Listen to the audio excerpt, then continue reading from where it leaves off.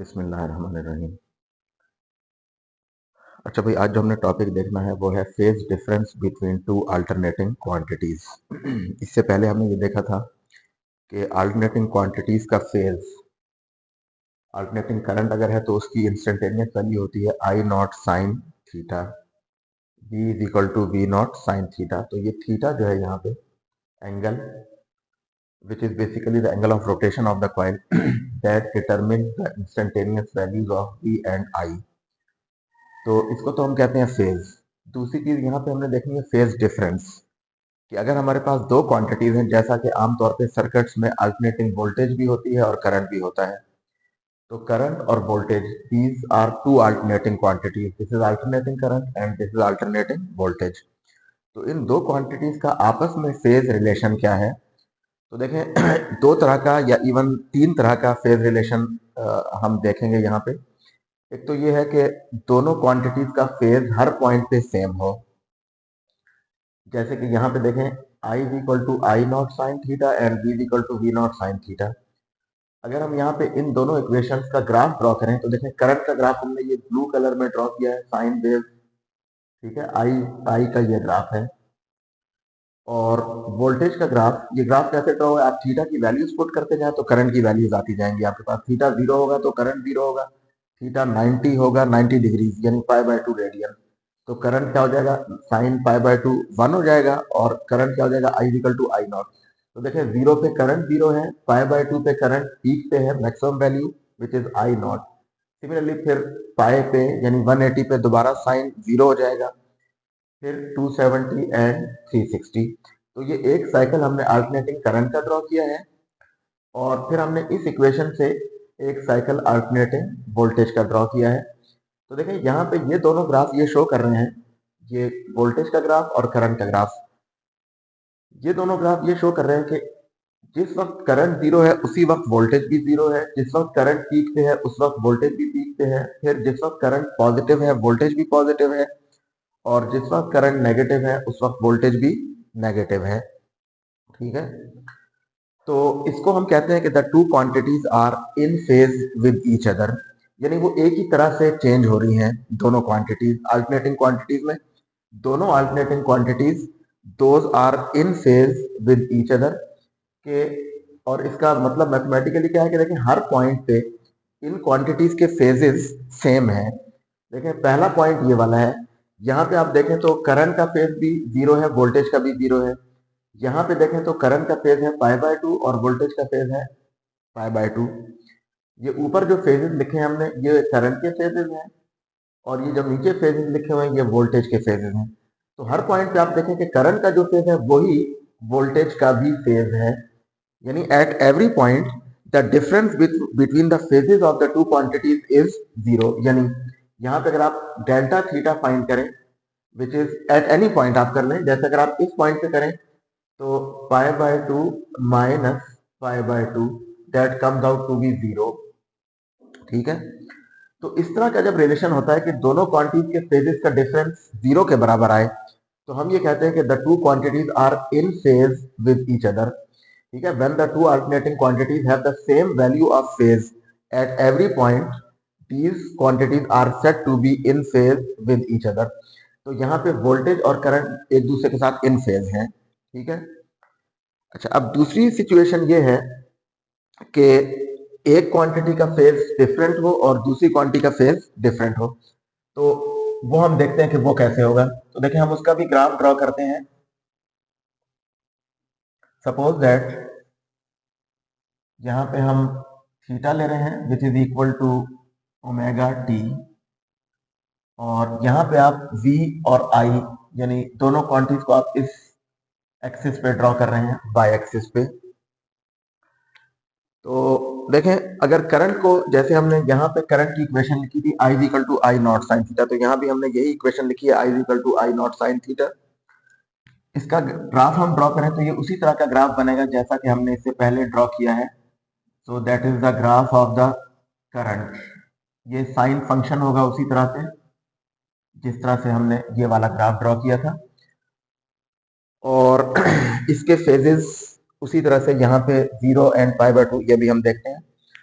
अच्छा, अब फर्ज करें कि जो वोल्टेज का ग्राफ है वो इस तरह से है कि जिस वक्त करंट जीरो है तो उस वक्त वोल्टेज जीरो नहीं है, बल्कि वोल्टेज उस वक्त पॉजिटिव पीक से स्टार्ट हो रही है। ठीक है, फर्ज करें हम वोल्टेज की वैल्यू यहां पे लेते हैं, पीक वैल्यू। तो अगर ये पॉजिटिव पीक है तो इसके करस्पॉन्डिंग यहाँ पे this is the negative peak value. ठीक है, तो देखें जिस वक्त करंट जीरो है उस वक्त वोल्टेज पीक पे है, और जब करंट पीक पे है तो यानी उसके करस्पॉन्डिंग वोल्टेज इज जीरो। तो देखें यहाँ पे करंट पीक पे है, यहाँ पे करंट जीरो है, यहाँ पीक पे है, यहाँ फिर अगेन जीरो हो गया करंट, फिर इस पॉइंट के करस्पॉन्डिंग यहाँ पे दोबारा से करंट नेगेटिव पीक पे है और यहाँ पे फिर जीरो हो रहा है। तो वोल्टेज का ग्राफ अगर इस तरह का हो कि ये पीक से स्टार्ट होके और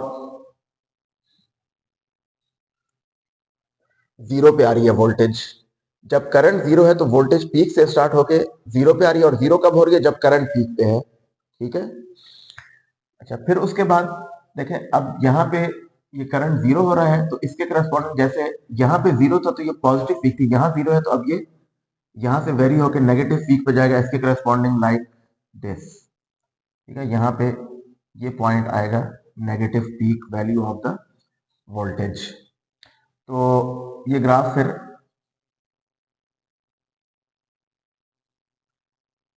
इस तरह का ग्राफ ड्रॉ हो रहा है वोल्टेज का। ठीक है, so this is the graph of voltage जो हमने रेड कलर का ड्रॉ किया है, और जो ब्लू कलर का ग्राफ है that is the graph of current. तो देखिए इस ग्राफ में और इस ग्राफ में आपको फर्क नजर आ रहा है। देखिए करंट का ग्राफ तो जैसा यहाँ पे है वैसा ही यहाँ पे भी है, लेकिन वोल्टेज का ग्राफ डिफरेंट है यहाँ पे। अब यहाँ पे ये दोनों क्वांटिटीज इन फेज नहीं है। अब फेजेस हम देखते हैं कि इनका फेजेस क्या है। तो देखिए हम पहले करंट के फेजेस लिखते हैं, तो यहाँ पे करंट का फेज जीरो, यहाँ पे करंट का फेज है पाई बाय टू, यहाँ पे करंट का फेज है पाई, यहाँ पे इसका फेज है 3 पाई बाय 2, और यहाँ पे करंट का फेज है 2 पाई। ये वैल्यूज हमने कैसे लिखी है, इस वाली इक्वेशन से। ठीक है, आप इस इक्वेशन में ये वाली वैल्यूज पुट करें तो करंट की ये करस्पॉन्डिंग वैल्यूज आएंगी, जैसा कि हमने यहां से करंट की वैल्यूज फाइंड की थी। अब लेकिन देखें वोल्टेज की वैल्यू पॉजिटिव पीक से स्टार्ट हो रही है। इसका मतलब ये है कि पॉजिटिव पीक का मतलब ये है कि यहाँ पे साइन की वैल्यू 90 होगी तब ये पॉजिटिव पीक बनेगा। तो देखें इसको हम ऐसे लिख सकते हैं कि यहाँ पे वोल्टेज का फेज है पाई बाय 2 रेडियन और 90 डिग्रीज, क्योंकि साइन पाई बाय 2 वन आ जाएगा। ठीक है, और जब वन आएगा तो वो हमारे पास v is equal to V not हो जाएगी। ठीक है, यानी अगर आप यहाँ पे देखें v is equal to V not sine theta, theta को आप पाई बाय 2 पुट करें तो साइन 91 हो जाएगा और ये वी नॉट के बराबर आ जाएगी। तो यहाँ पे हमने लिखा है sine v is equal to V not sine theta plus pi by 2। तो देखें यहाँ पे अगर हम थीटा जीरो पुट करें तो जब करंट के लिए थीटा जीरो है तो यहाँ पे थीटा जीरो होगा, लेकिन जो वोल्टेज का फेज है वो थीटा प्लस पाई बाय 2 लिखा है हमने। ये प्लस पाई बाय 2 क्यों लिखा है, क्योंकि हर पॉइंट पे, अभी देखें हम आगे मजीद फेजेस लिखते हैं, ये इस पॉइंट पे वोल्टेज का फेज है पाई बाय 2, यहाँ पे इसका फेज है पाई, यहाँ पे इसका फेज है 3 पाई by 2, here it is 2 pi, and यहाँ पे ये है 5 पाई बाय 2। ये हमने वोल्टेज के फेजेस लिखे हैं। देखें ये जो इंटरवल है ये हमने लिया है पाई बाय 2 का, यहाँ भी हमने पाई बाय 2 का इंटरवल लिया था, पाई बाय 2 फिर पाई by 2 pi by 2 pi by 2, यहाँ भी हमने ये पाई बाय 2 का इंटरवल लिया है। तो अब देखें यहाँ पे एंगल करंट का तो जीरो है फेज, लेकिन वोल्टेज का फेज यानी एंगल यहाँ पे है पाई बाय 2, पाई बाय 2 ये है, और फिर ये वाला पाई बाय 2, तो पाई by 2 plus pi by 2 pi, pi plus pi by 2 again 3 pi by 2, फिर 3 पाई by 2 plus pi by 2 2 pi, and 5 pi by 2। तो ये इंटरवल हमने लिया है पाई बाय 2 का। तो ऊपर के phases 0 pi by 2 pi, 3 pi by 2 और 2 पाई, ये करंट के फेजेस हैं, और ये हमने वोल्टेज के फेजेस लिखे हैं। अब देखें यहाँ पे दोनों के फेजेस इक्वल हैं, करंट के फेज जिस हर पॉइंट पे करंट के फेजेस और वोल्टेज के फेजेस सेम आ रहे हैं।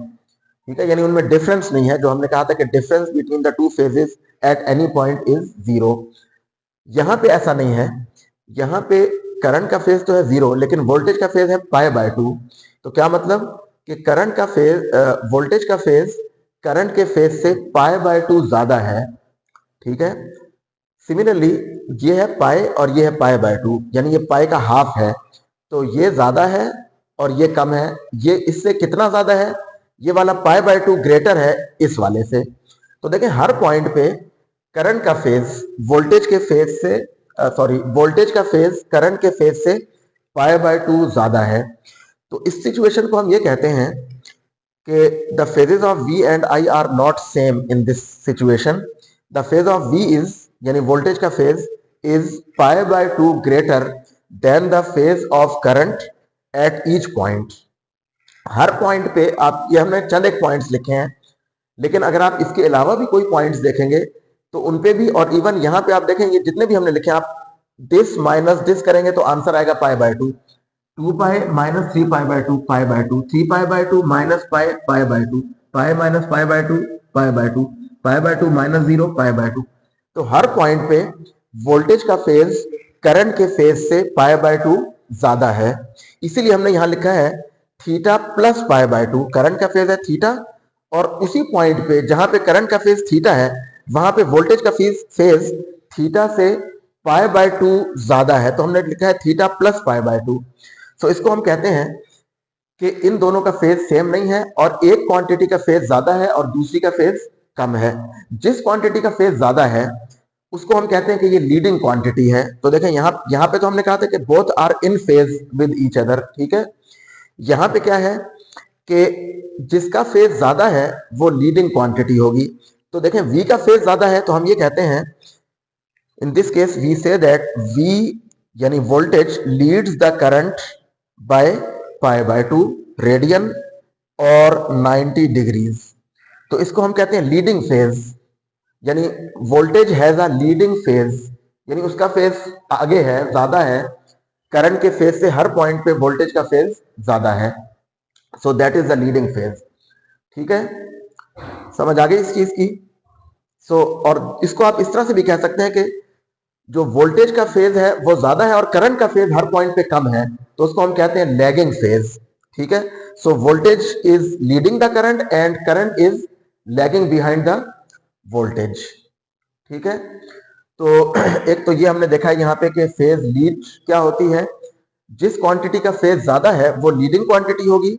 और देखें इसका यह मतलब भी है कि टाइम के साथ, क्योंकि थीटा टाइम के साथ रिलेट हो रहा है, तो देखें जिस क्वांटिटी का फेज ज्यादा है यानी वोल्टेज का, वो पहले पीक वैल्यू पे पहुंच रही है और करंट बाद में पीक वैल्यू पे आ रहा है। तो देखें वोल्टेज पहले पीक पे है, करंट उसके इतने टाइम के बाद पीक पे आ रहा है, और फिर उसके बाद वोल्टेज जीरो हो रही है जबकि करंट उससे पहले ही जीरो था। तो यानी सिचुएशन ये है यहाँ पे कि voltage is leading the current by π/2। ठीक है, वोल्टेज लीड कर रही है करंट से, कितना लीड कर रही है? By an angle of π/2। तो इसको हम कहते हैं लीडिंग फेज। ठीक है, तो ये फेज डिफरेंस बेसिकली, जब फेज डिफरेंस 0 होगा तो दोनों क्वांटिटीज इन फेज होंगी। इन फेज का मतलब है वो एक ही पॉइंट पे जब करंट 0 होगा वोल्टेज भी 0 होगी, जब करंट मैक्सिमम होगा तो वोल्टेज भी मैक्सिमम होगी, जब करंट पॉजिटिव होगा वोल्टेज भी पॉजिटिव होगी, जब करंट नेगेटिव होगा तो वोल्टेज भी नेगेटिव होगी। यानी हर पॉइंट पे इनके फेजेस सेम होंगे। जब फेज डिफरेंस 0 नहीं होगा तो उसमें कोई नॉन जीरो फेज डिफरेंस होगा। तो यहाँ पे हमने वो सिचुएशन देखी है जिनमें इन दोनों क्वांटिटीज का फेज डिफरेंस 90 डिग्री है या π/2 रेडियन है। और उसका मतलब क्या है कि जो लीडिंग क्वांटिटी है, एक क्वांटिटी का फेज दूसरी के फेज से ज्यादा होगा। जिस क्वांटिटी का फेज हर पॉइंट पे दूसरी से ज्यादा है उसको हम कहते हैं लीडिंग क्वांटिटी। तो लीडिंग क्वांटिटी यहाँ पे वोल्टेज है और लैगिंग क्वांटिटी यहाँ पे करंट है I।